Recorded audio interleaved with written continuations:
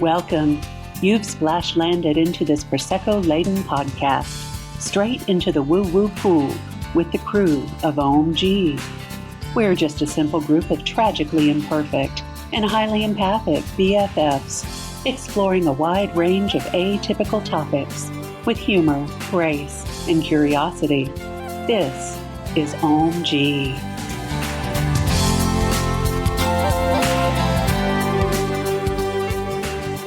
Hey there. Are you a light worker? If you're listening to this, probably so. But can you also embrace your dark side? Are you a shadow seer or a shadow denier? That's our topic, and you're here with the crew of Ohm-g, the podcast. Welcome back, guys. This is Brenda here. This is Camille. And this is Chandra. And this is Lynn. And this is Aaron dialing in. Good to be back with y'all this week. Yes, it is. This is going to be quite the episode, I think. So if you don't have your seatbelts on, you should probably get them. Buckle up. So this week, we are going to talk about shadow work. I'm kind of excited, but I'm also kind of scared as well. As I look around the room at everybody, everybody's kind of leaned back from their mics. So I'm like, okay, well, I'll do it. So for me, the shadow, like the way I like to look at it is like on a cloudy day, you can't see your shadow because the sun is hidden by the clouds. But when the sun comes out, it illuminates and then you see that shadow on the ground. And it's kind of like that when we're looking at our inner shadow, but it's not the sun. It's awareness that brings light to the shadows. Ouch. 37 seconds in, she's already hitting us with awareness. So shadow, if you don't know what that is, it is an aspect of yourself that you have disowned. So it's a split off. And I'm just looking at everybody. I'm still a little bit nervous, but anyway. You're doing great, Lynn. Thanks, Aaron. I miss you. I miss you too. Yeah, this is not a faint-hearted topic. It's even doing the work is one thing, but even talking about it is like super uncomfortable. Mm-hmm. It really is. So what happens is you get a split that happens when you have a traumatic event. You know, you can have it in childhood or it can even happen in adulthood. But the split, it comes from a past experience that you were overwhelmed or too overwhelmed to cope with at the time that it happened. So your overwhelmed self split from your sense of self, and then the shadow was born from that. Yikes. I know. It's kind of like the false self that we talked about a few episodes. Yes. Yeah, that's exactly what it is. And it splits off, but it's always with you. It is. It just becomes suppressed. Mm-hmm. Well, and it becomes a belief. Yes. And it becomes a belief as well. I was watching this video actually just last night. I think it was Julien Blanc, maybe, who was like talking someone through some shadow work. She had the feeling that she didn't deserve to be in front of people because she wasn't pretty enough. She wasn't smart enough. There were other people who were more deserving of being in the spotlight than her. And he was asking her all these questions like, well, do you remember a time that you didn't feel like this? And she said, yeah, it was here. And he says, when was the first time you felt like this? And she said, I guess I was probably 15, 16. Well, what happened when you were 15 or 16? And she's like, nothing really, nothing big. And well, it ended up a boy she cared nothing about now had broken up with her and told her that he didn't have feelings for her anymore because he'd found a prettier girl. Oh, yeah. And so that became the story. And she disowned the beautiful part of herself because it was, quote unquote, wasn't beautiful enough. Yeah. And she lived with that for like 20 years.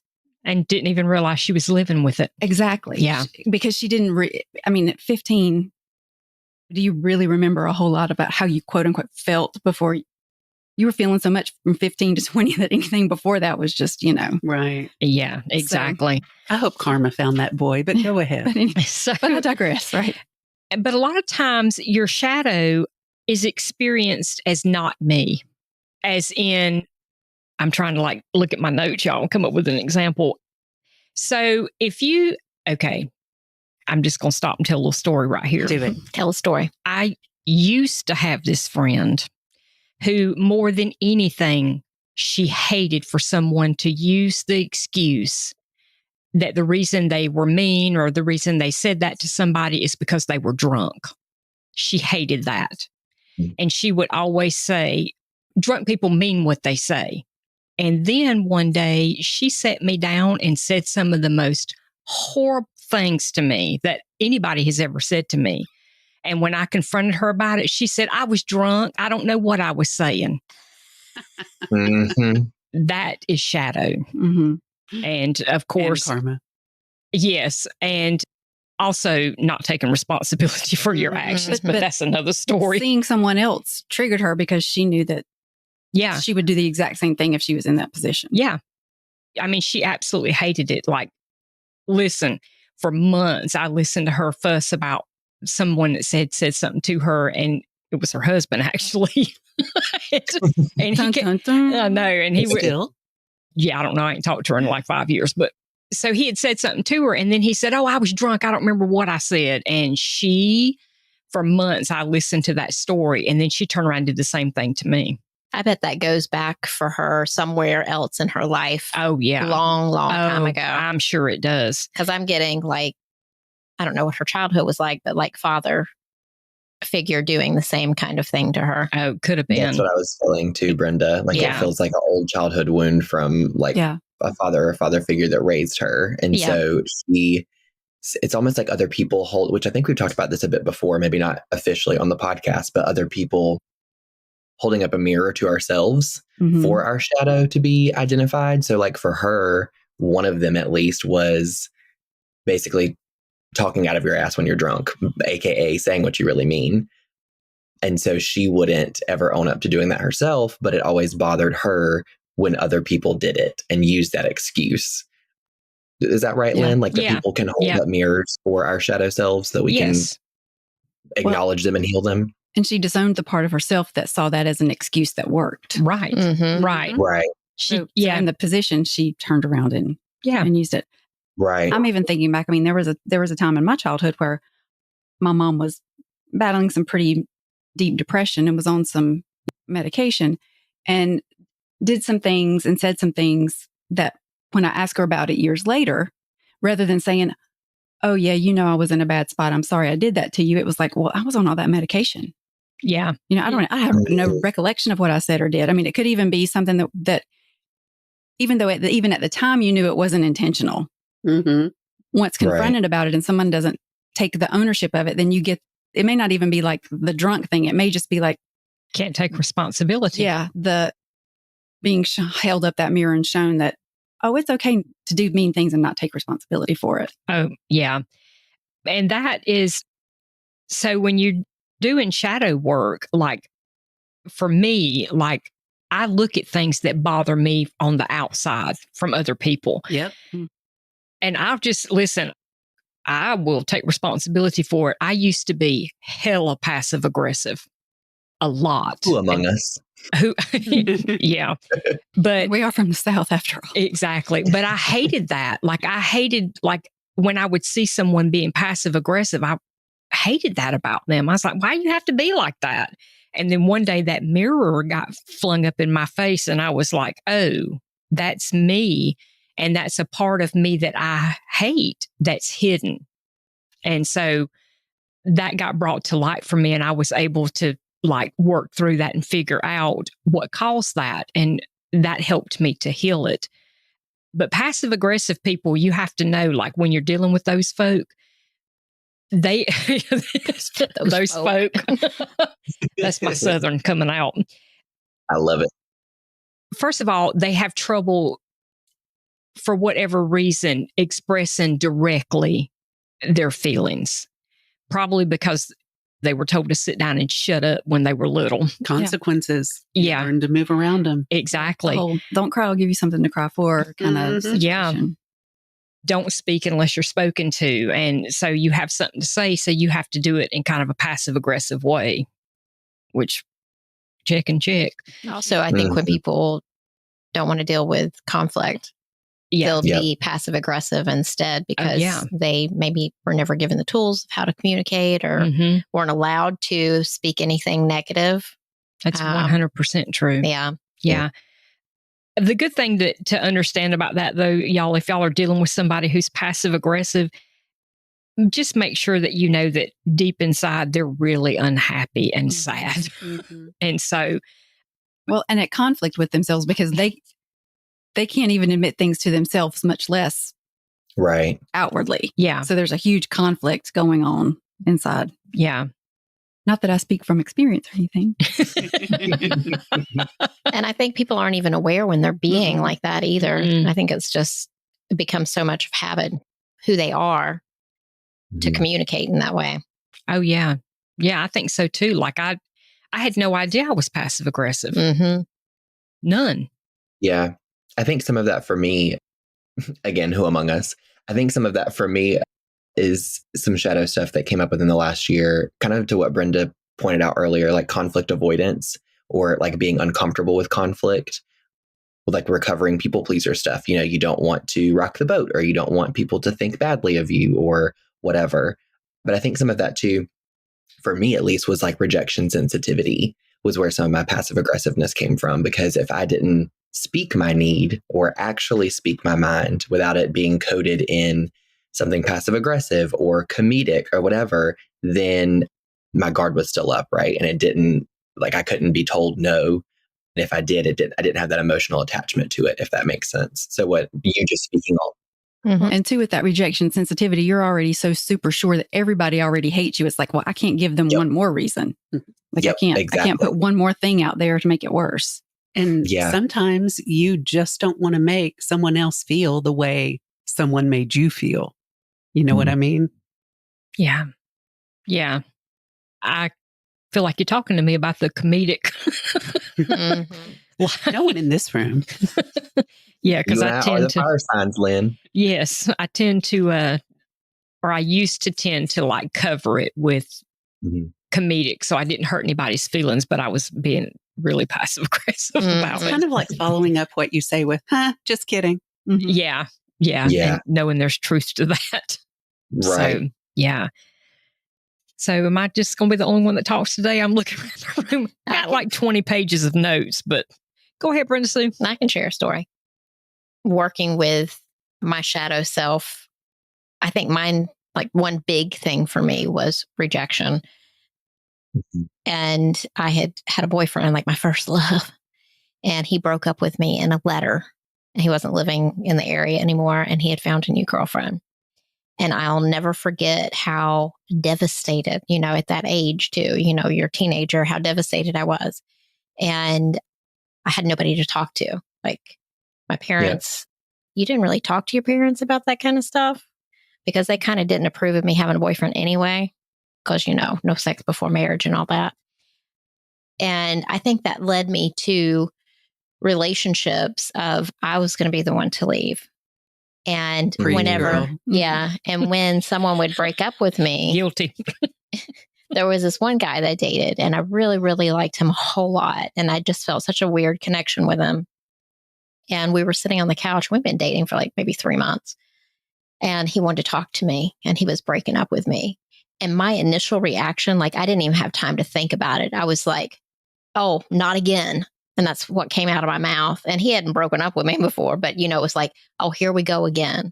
And then as I've progressed and, healed some of that stuff, but still it pops up with insecurity. Like this person must want to be with somebody else.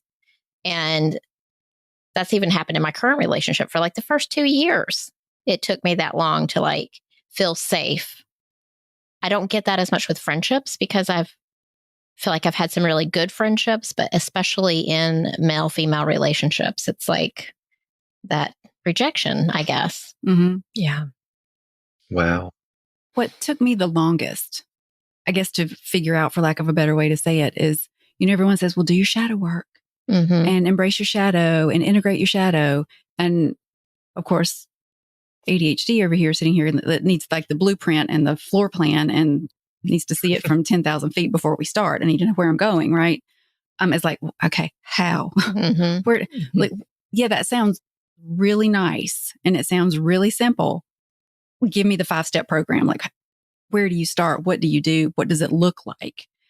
It really took me a long time to find the information, find the people that I resonated with. Yeah. And figure out like what that was going to look like for me and what it was looking like for other people. Because like we said, everybody's different, has to deal with their own demons the way they need to. Yeah. When I was doing a little bit of research, I came across like some steps and I was like, oh, this is the first time I've ever seen these. And I'd been looking for them. I just figured it out on my own. But obviously the first step is to know your shadow, is to identify it, but without judgment. You have to practice non-judgment, because if you're going to sit there and judge yourself, you're not going to be able to see it. Yeah.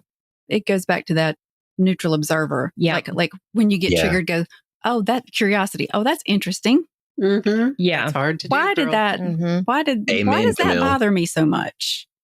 But you do have to get to that point where you're more curious than you are defensive about whatever.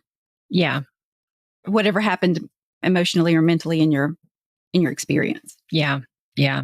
And then, so I was telling this story. This is actually before Chandra got here. I was talking to Camille and Brenda about a shadow that I had, which I'm just going to be vulnerable today and I'll cry about it tomorrow. As one does. That's growth. It is growth. But my dad would often accuse me of things that I didn't do when I was growing up.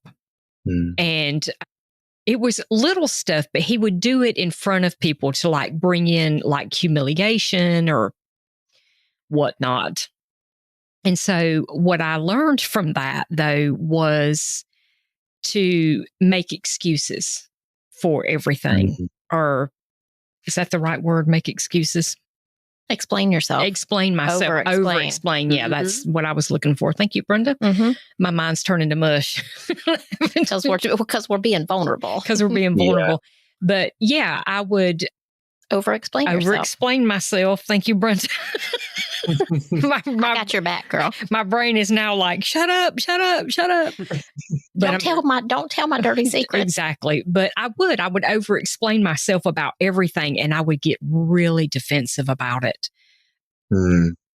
I had a friend one time that said to me, why do you have to explain that? And then I was like, because I have to. And she never understood why I would over-explain why I couldn't go to the store with her, or why, I could, or you want to go to the movies? I can't go tonight. And I would list 20 reasons why I couldn't go, instead of just saying, nah, bitch, I can't go.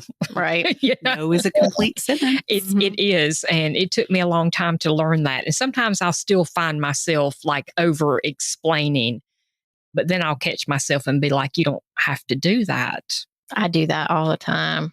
Oh, where's your shadow come from? I don't know, girl. Oh, we need to dig down that inner child and see.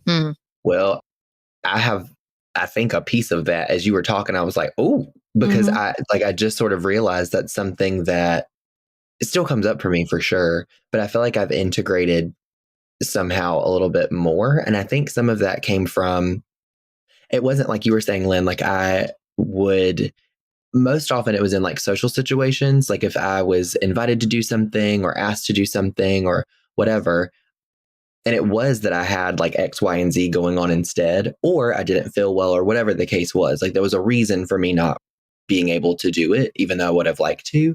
But I think it was almost like again, the people pleaser thing, like trying to make sure that they didn't think I was being rude or that I wasn't being grateful that I was invited to do something, or that my reasons, my X, Y's, and Z's made enough sense to them to where it came across genuine and truthful, and that I wasn't making up excuses or lies as to why I couldn't go, and it's like, I'm sure, and Christian's helped me with that a lot over the years, because I would like read back to him what I said, and he's like, you can just say like, no, I don't feel like going tonight. Maybe we can reschedule, and they probably would like that rather than reading a paragraph about what you got to do tomorrow.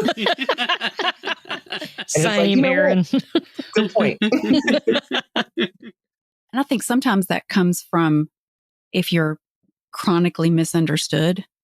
Yeah. In childhood, is like, well, if I don't give you 2 pages of context, then you're going to misunderstand me. And then I'm going to get all the feelings that come with being misunderstood. So rather than just giving you the answer, I'm going to give you 2 pages of context so that we'll make sure we're on the same page and that, Yeah. And I think it's good that you understand it from that point of view. Aaron understands it from it's the same shadow, but different reasons for the root cause of it. And that's what I think you have to get down to before you can really understand it and heal it. Mm-hmm. So you don't act a fool anymore like that. Right. Because I would act a fool. It feels like someone listening, like intuitively in my gut, it feels like someone very specific is listening right now that this is like really hitting home with. Like this is one of their shadows too. And I don't know why, but this just like memory popped up this week at the copier room at work. But one of my coworkers said something I really liked and had never heard before. And it's silly and I'm sure it's not statistically correct or whatever, but she said something to the effect of, what the hell? Now it's escaping me. She says, our communication and meaning is only 7% words in what we say. The other 93 is the tone, how it's taken, our body language, the cadence. And I was like, oh, girl, as if I needed more anxiety. You know what I mean? The filter that the other person is perceiving it through. Right. Yes, exactly. Yeah. And so I was like, oh my gosh, well, I've spent so much time, energy, and effort in this 7% of the like 2-paragraph text of why I can't come out tonight that the other 93% is out of my control anyway. So why don't I just let go and let God, So hopefully that resonates with whoever specifically is listening that I feel like needed to hear that little message from my coworker this week in the copier room. I think that's a great message. I think when people listen to this episode, I think it's going to ring for a lot of people. I feel that. I was really wanting to record the shadow episode. I just don't want to overshadow it. You know what? With all my talk, because y'all, with all my shadows, I will talk. Yeah. Like when I was in the 1st grade, I got paddled for talking. And we can have a part 2, by gosh. Right. Yeah. Rolling. So I missed Aaron's Who Among Us right there. Like I was waiting. I was waiting for Who Among Us didn't get paddled in 1st grade. Yeah, that's for real. Yeah. Well, I do have a question though. I mean, I know everybody is working on different things at different times, but do any of you guys have like a go-to once you get the realization of, I don't know that I like that about myself so much. Where did that come from? Do you have like a go-to, like what's your first step that you usually kind of take once you reading my mind? Well, get that realization. So I was going to say, blame somebody else first. No, I'm just kidding. The audacity. You know what, though? That is one of the things that happens that when I was researching is that you blame someone outside of yourself. Yes. Mm-hmm. But for me, like when I recognized it, when I recognize something about myself that I don't like, I sit with it and I try to find out where it came from, specifically probably my childhood, and start doing inner child work. Or it could have happened when I was a long time ago married, something that happened and I just, usually there's a memory that will come up. Mm-hmm. And if it's a memory that you have come up a lot, it probably caused a split in you somewhere. Right. And that's why you still have that memory. Mm-hmm. I just got sick to my stomach. I did too. I should have had a glass of Prosecco before we came up here. I know it's early, but mimosas. That's why they passed the mimosa law. So well, who's got some orange juice or some pineapple juice? But that's where I start. I start looking back at the inner childhood memories that have stuck with me. Yeah, when I first started doing the research to try to figure out how am I going to deal with all this shite. The phrase she Googled was that. Prosecco. But it was, a lot of this first things that you come up with is like shadow work journal or shadow work prompts. And I'm telling you, a lot of that stuff just did not resonate with me. Me either. But I have come across 2 questions that kind of do resonate with me and get me kickstarted. And one of them is, let's take the example that I gave before where the girl didn't feel like she was pretty enough or smart enough. Okay. It's like, so what would I have to believe for that to be true?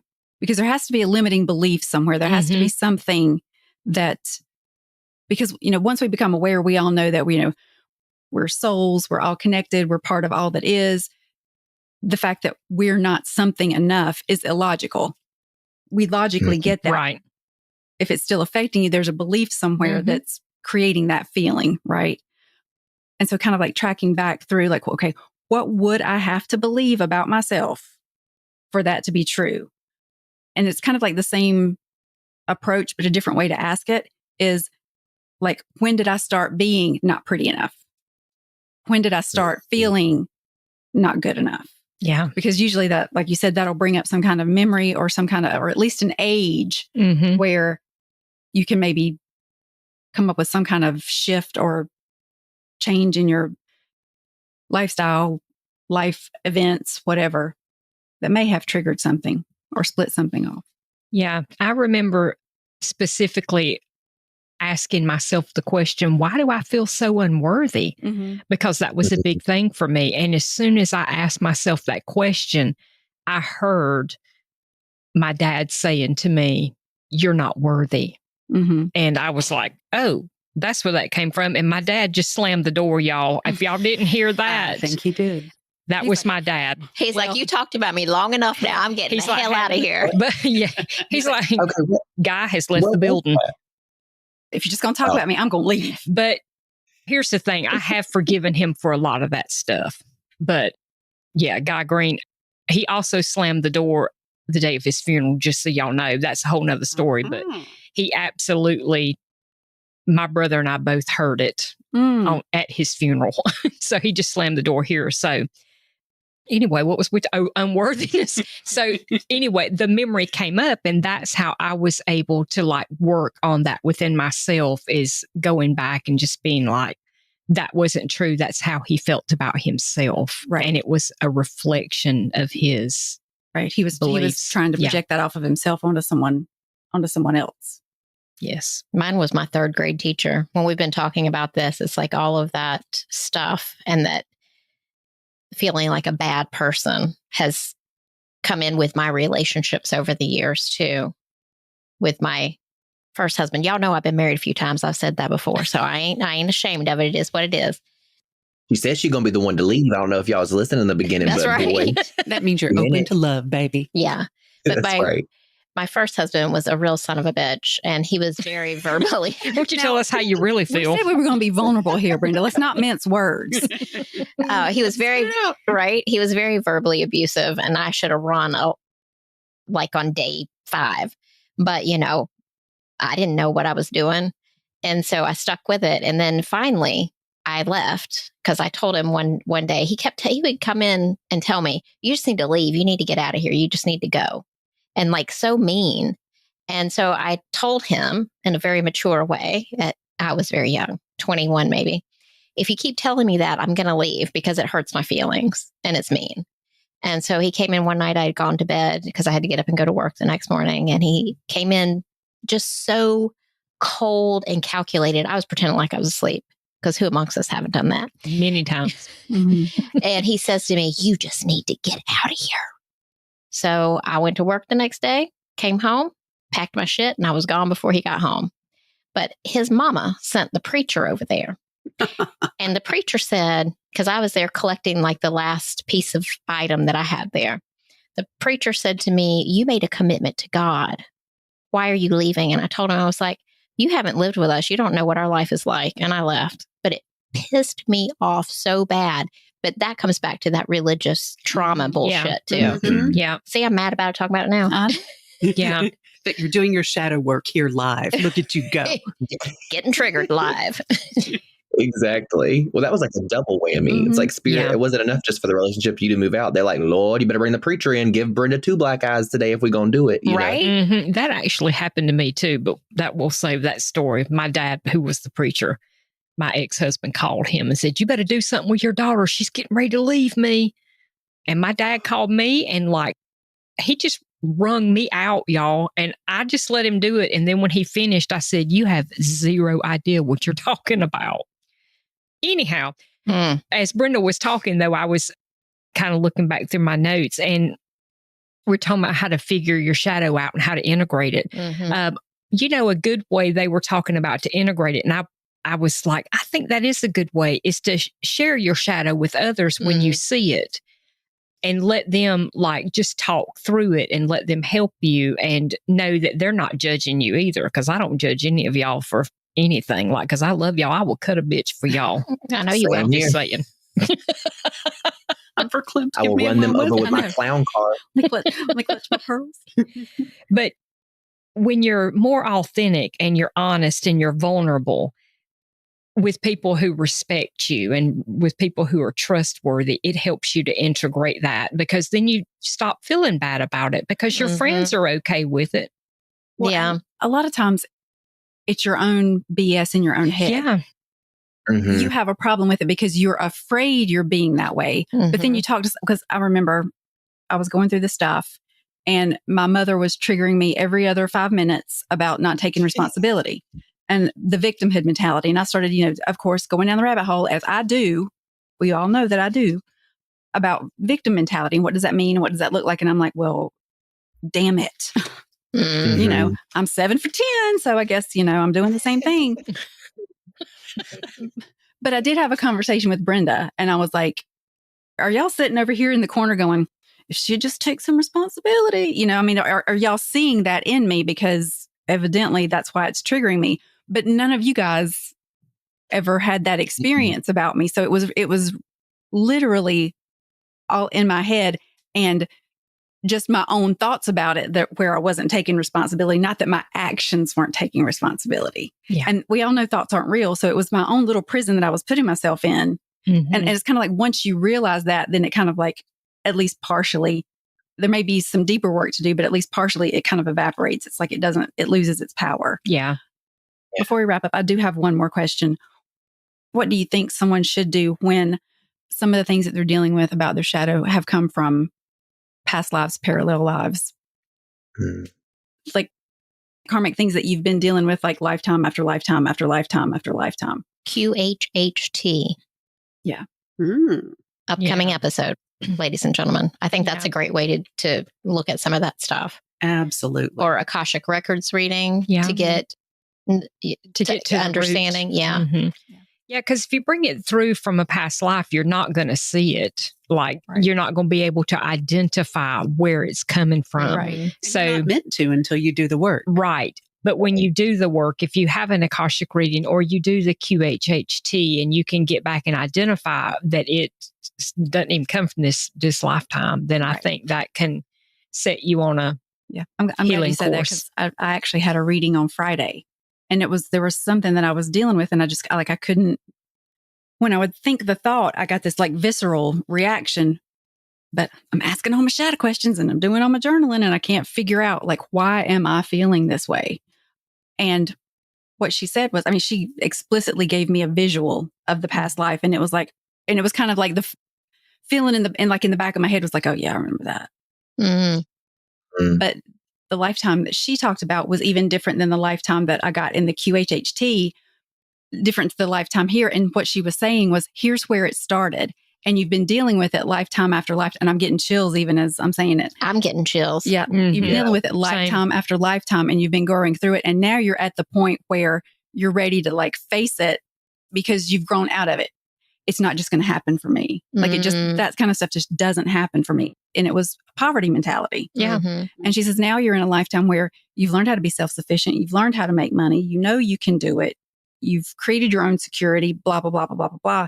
And now you can look this fear in the face and go, bullshit, get out, get out. You're done. It's over.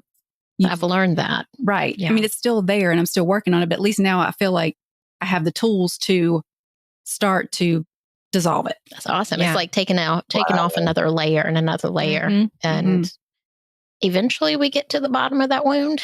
I hope. If you don't bleed out first. Right. Yeah, for real. And on that note, no, I'm just kidding. But it's wow. I hope you guys agree, but I feel like I've probably done maybe like 15% of my shadow work. Oh yeah. But it's so rewarding. Like when you get to that one that you can be like, oh, just let that one go. It feels like you've done a lot more work than probably you really have, because it's such a relief and a release. Yeah. And that just reminds me, and this will be the last thing I say before we wrap up, is I was with a friend of mine on Friday and I said, oh, we're going to be recording about shadow work. And she started laughing and she said, I'll never forget when you said to me, nothing feels better than finding out what fucked me up. Ah. And she said, maybe you should be more eloquent than that. And I said, yeah, no, that's just who I am. Round of applause. It's stuck with her. Right. It's stuck with her. It's sticking with us. It'll stick with those listening at home. That's for sure. I love that, Lynn. Put that on a t-shirt. It's even harder when you find out it's that person in the mirror too. But that's that's a whole, yeah. What a great episode this has been. I feel like I overtalked everybody. I'm sorry. Oh, I love it. That's my people pleasing. I'm sorry, y'all. I'm going to go work on that right now. Right. And I'm sorry that I'm sorry that I say I'm sorry. I'm so sorry. Oh, Take up more space, Lynn. Take up more space. That's what she's doing. All right, guys. I hope you enjoyed this episode. If you did, please give us a review and tune in next time. We love you guys so much. Take care. Bye now. Bye. Ciao, ciao. Bye. Thank you for joining us today. Please follow and subscribe to our podcast on Apple, Stitcher, Spotify, or wherever you get your podcasts, and leave a review. It's so easy to do and such a huge help for us. We appreciate your interactions so much. Want to join us at our table? Make sure to check out our YouTube channel and join our Facebook community. If you've enjoyed this content and wish to support us, take a look at our Patreon page. All information and links will be in our podcast description. Catch you next time.